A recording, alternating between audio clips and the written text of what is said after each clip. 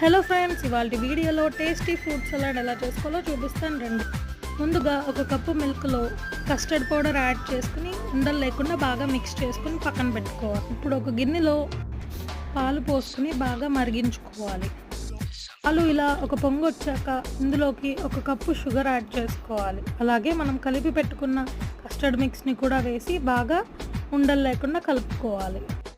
ఇది thick consistency వచ్చేదాకా mix చేసుకోవాలి.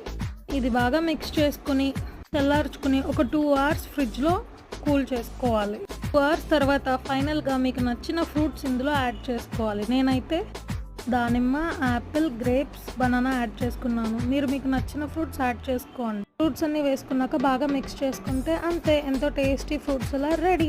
దీన్ని ఇప్పుడు ఒక బౌల్లో తీసుకుని ఇందులో ఎక్స్ట్రా ఫ్లేవర్ కోసం వెనిలా ఐస్ క్రీమ్ వేసుకుని తింటే చాలా బాగుంటుంది. మీకు వీడియో నచ్చిందా? నచ్చితే లైక్ చేయండి.